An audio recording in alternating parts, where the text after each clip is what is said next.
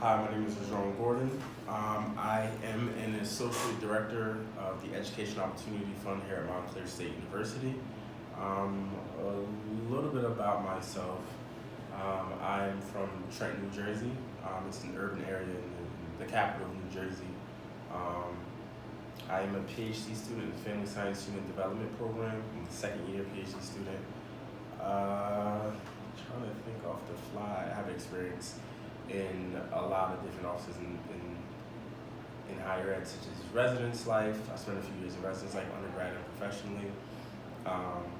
Student center, working with events in the student center and just managing events in the student center, and access programs. I also probably once a year, sometimes both semesters, teach. I teach in the political science department. So one thing I wanted to do is give you a perspective on African American student experiences based off of what I've seen, based off of my actual research interests, which I'll get into that in a second, and also based off of just what I've lived through and what works for me and what has worked for me. Now, a little bit about EOF, Education Opportunity Fund. It is a state-funded or grant-funded program through the state of New Jersey that gives a grant and other assistance such as counseling, mentoring, sometimes job placement, just support for these first-generation students. So some of the criteria, well, the biggest criteria is you have to be a low-income student deemed by the state of New Jersey to be in the program, which means majority of our admits into the program, EOF, are students of color, primarily African American and Hispanic. So we have a large lens into the Hispanic and African American population on campus because we work with EOF. EOF is a program that's at probably 95% of colleges and universities in New Jersey. The EOF program is also in other states such as California, New York, Pennsylvania. So it's a program where it's just giving first-generation low-income students access to college and then supporting them while they're here. And forgive me, I have things prompted up, so I'm going to be reading a few things, but answering you as well. Unique needs and characteristics of the population, of this student population. Now, for me, unique needs and characteristics of African American students vary based off of what type of campus they have. That I would put those in two separate piles, one being a predominantly white campus and one being a historically black college university. So one thing that I study for research purposes for my PhD and just for general enjoyment is I study first-generation African American college students, primarily first-generation African American college males, and how they have persisted to college and how they navigate through college and what do they access as far as tools that will help them get to graduation. And the reason why I do that is because one, I am and was a first generation African American male, so I'm very close to this population. And two, there's a need, especially for African American males. They enter college at a 12% rate based off of the rest of the population, and they only graduate about a little less than 33%. So 1/3 of each person who's African American male identified who enters college, just one of them out of the three will graduate statistically. So unique characteristics about African American students in general is that culturally, typically, something that's core to them is community and family. Community being friends, peers, or people they may look up to, family, and both of these terms are sort of synonymous. They kind of run the same. Within this culture, they look at someone who is close to them as family. They look at people who sacrifice for them as family. So in serving these students, you have to remember that they need to have a sense of community in order to feel comfortable. If these students, and primarily African American students, don't feel like they have a sense of community, they can feel isolated on campuses. And this particularly shows itself at predominantly white campuses because their numbers are low as far as enrollment at predominantly white campuses, and their climbing over the years, but they still are low. So they may not feel a sense of community. They may feel isolation, um, discrimination, racism, so which would face them to want to leave, which is why the turnover rate is so high for African Americans at predominantly white institutions. So that's one thing that we have to focus on is we have to build some type of sense of community for these students on these campuses, or they will not feel comfortable. And if you don't feel comfortable, you probably won't persist to graduation at that particular university. Some trends nationally that we see with the population, I think I kind of discussed it, but students are transferring at higher and higher rates. Students are really, and it's, for this population specifically, it's really about testing the waters to try to find some type of comfort at certain schools. And that goes back to that sense of community. If these students, African American students, don't feel comfortable, they'll leave within an instant from these universities. So a challenge for the population is just them acclimating themselves to the campus climate.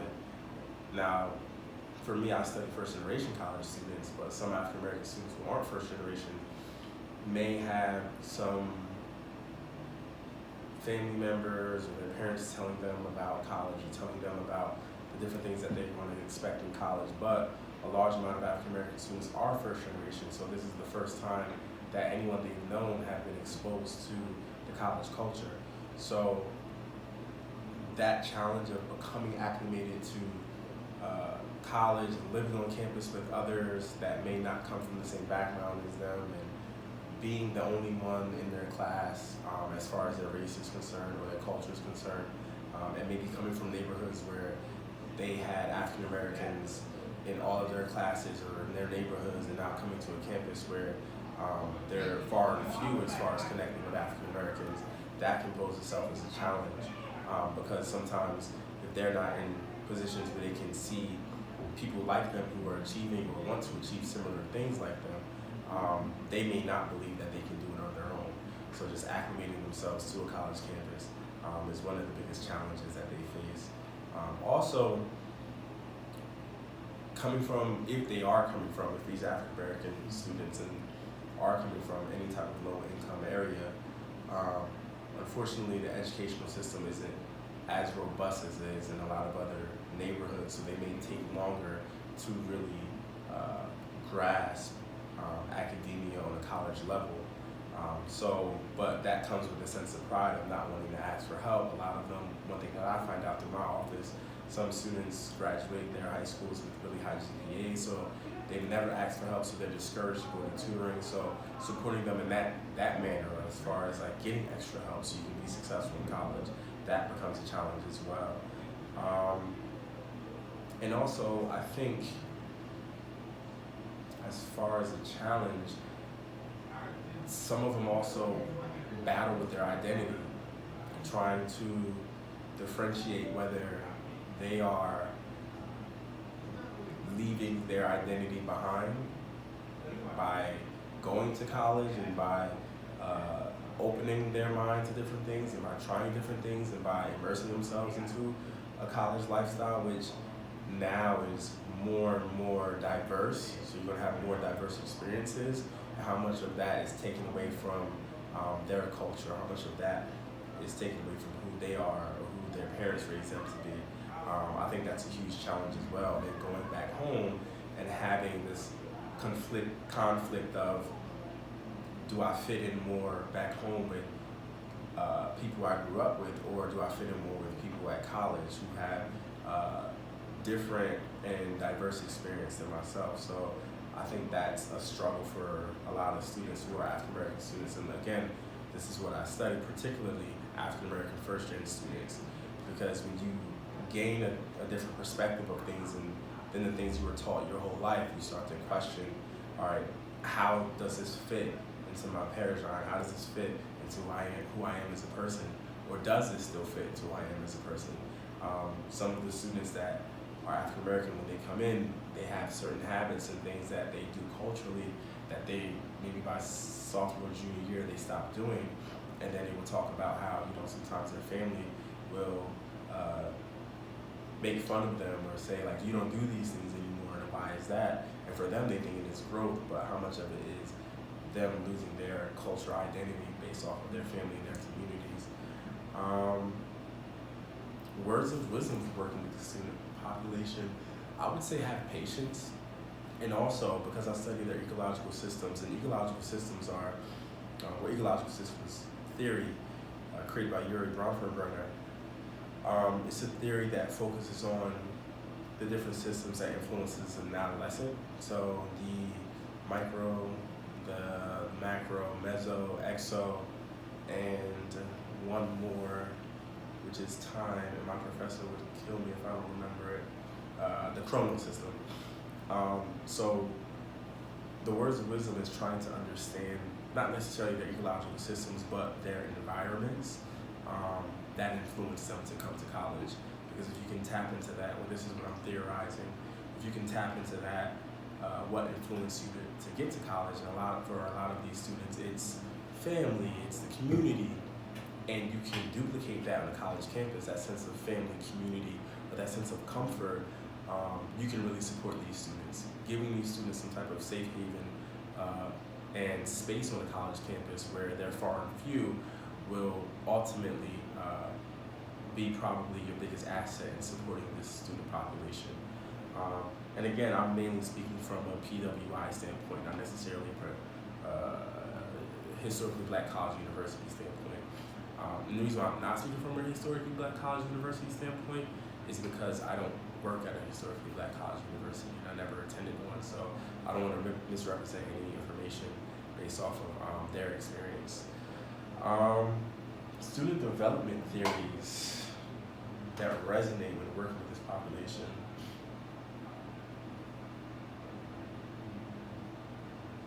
I want to say no. sorry, Dr. Tolman, but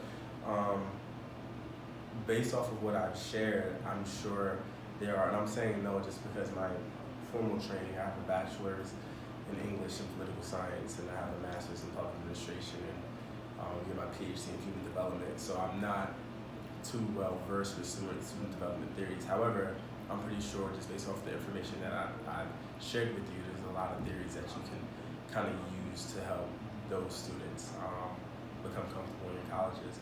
Any other resources you can share? Yeah, I would just say just be patient and be open.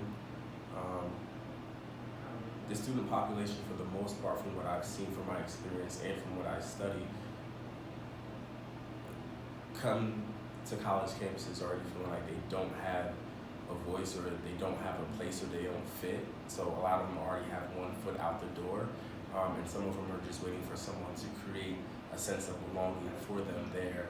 It's difficult for them at 18 years old, 17, 19 years old, for them to carve out and create their own sense of belonging when the population is far and few as far as people who look like them and come from similar backgrounds. So you have to be patient with this population.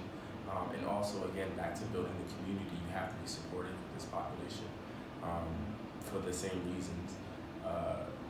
They're not, in understanding through different methods of qualitative studies that I've been doing within my research at certain schools, not necessarily Montclair, these students face extreme measures of just isolation and just,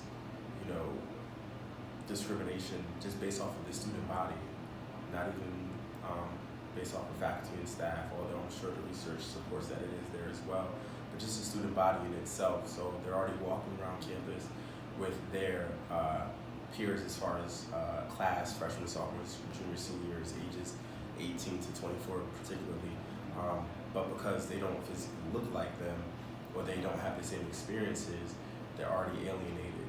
So we have to kind of help create those spaces for them. A lot of that we do here at Montclair is through student organizations. We make sure that all cultures are represented through student organizations, and we support all student organizations based off of their culture. So the African American population of students has about 6 or 7 student organizations within all of our, I think, 55 student organizations. So making sure that they have a lane where they can come together and build their own sense of community. Also making sure that faculty and staff are supportive of these students' endeavors. I know a lot for even their student organizations, they look a lot to faculty and staff to advise them and support them. And also, last but not least, having representation.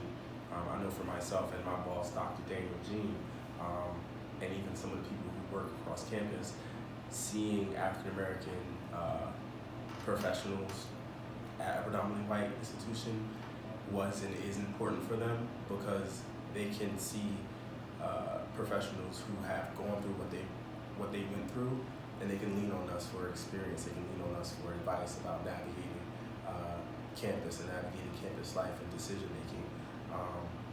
So that helps as well. So that goes to probably an HR course, but just having representation that they can see on campus, not just in the student body, but also in the faculty and staff, I think is really important. Also, I want to leave you with my email. Again, my name is Rajon Gordon. I work at Montclair State University, Associate Director for the Education Opportunity Fund. My email is my last name, GORDONRA, at Montclair, MONTCLAIR.edu. Okay, if you have any questions, send me an email, and thank you.